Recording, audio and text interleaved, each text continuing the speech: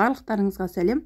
Бүгін сіздермен қыс мезгілінде рахаттанып тұрып жейтін С дәруменіне бай осындай малинадан қайнатпай варенье жасайтын боламыз. Бұл өте жылдам әрі оп-оңай әдістердің бірі.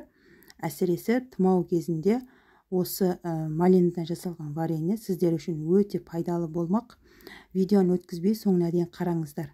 Мінекей, мына жерде бір коробка малина, бұл жерде 3 килограмм. Алдымен малинаны жақсылап жуып тазалап аламыз. Ол үшін мен мынандай сеткадан қолдандым. Езіліп қалмау үшін осылай суды ағызып тұрып сеткамен жуып алсаңыздар болады, немесе арнайы жеміс-жидек жууға арналған сетка ыдыстармен жуыңыздар. Қолмен ысқылап жуудың қажеті жоқ. Қатты езіліп қалады, сол үшін осылай қолымыз тигізбей суды ағызып тұрып жақсылап барлығын тазалап жуып шығамыз.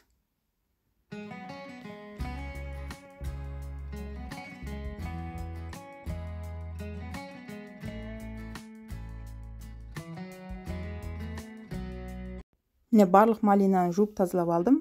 Бұл жерде 3 килограмм малина. Енді 3 килограмм малинаға 3 килограмм шекер қосамыз. Мен бірде-бір етіп қосамын. Сол кезде варенье енді керемет болып шығады. Малинаның өзінің дәмімен әдемі болып шыға келеді. Кейбіреулер шекерді көптеу қосады екен, мен ондай ұнатпаймын. Осы рецептпен бір дайындап көріңіздер. Сіздерге де ұнайтын сөзсіз.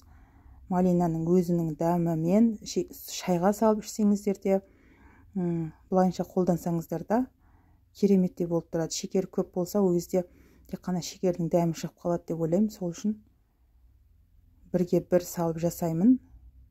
Жылда қайталап жасайтын рецепттердің бірі. Осылайша енді шекерді жақсылап араластырып 2-3 сағатқа қалдырамыз. Кемінде 2 сағат қалу керек. Себебі мына шекер еруі қажет.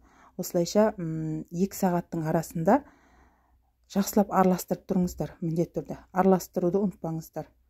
Астында шекерлер барлығы бірдей еріп шығу қажет.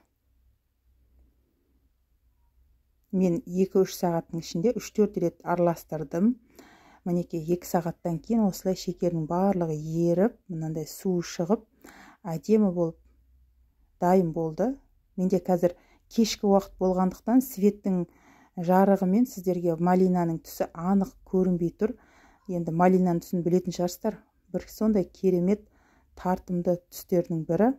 Қазір сіздерге анық онша көрінбей тұр. Мінекей.